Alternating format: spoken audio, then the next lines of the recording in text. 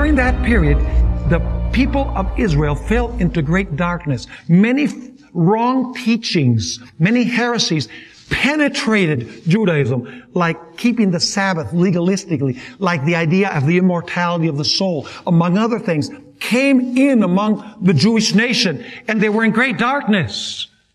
And they read the Scriptures as they wished to read them. They wanted the Messiah to come as a glorious king, and that's the way that they read the Scriptures of the Old Testament.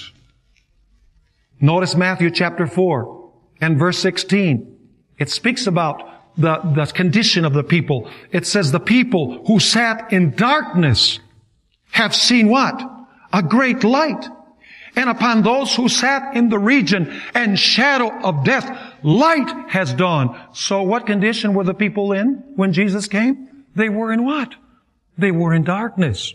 Notice Luke chapter 1, verses 78 and 79. It says here, through the tender mercy of our God, with which the dayspring, that is the dawning of the sun, the dayspring from on high has visited us to give light to those who sit what?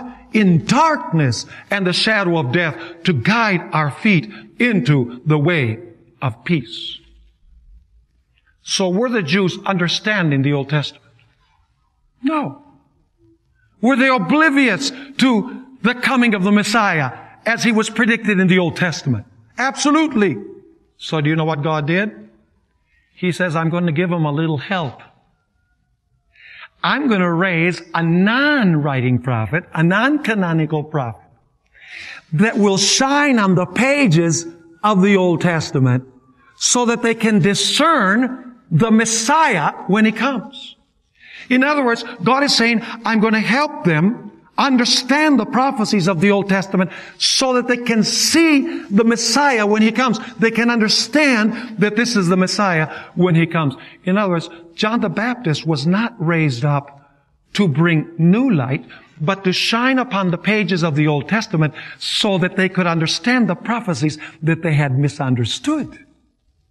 His role was to amplify, explain, correct them from the mistakes they had committed in studying the other lesser light, the written Scriptures, so that they could discern the Messiah in these prophecies. You see, the people in the days of John the Baptist claimed to be God's people. They professed to be waiting for the Messiah. They professed to love God. And yet these very people would ultimately end up crucifying the Messiah because they misunderstood the Old Testament. So God says, I'm going to raise up John the Baptist to interest them in the study of prophecy. They're going to see this man who dresses like Elijah, eats like Elijah, lives in the desert like Elijah. He talks like Elijah. And maybe that's going to remind them of Malachi chapter 4, where it says, I'm going to send you Elijah before the great and terrible day of the Lord.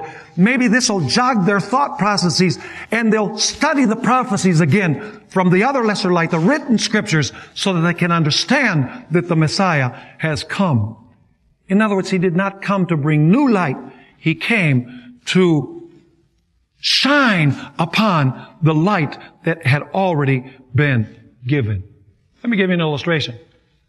When I came here to Fresno Central Church, one night I went to our tape room here, and I was going to look for a cassette tape, and I went into the room. It was pitch dark. I'd never been in the room, but they told me where the cassettes were. So I went in. The first thing that you do is try and find the light switch so you can turn on the light and find it, So I passed my hand over the wall, and for the life of me, I couldn't find any switch anywhere.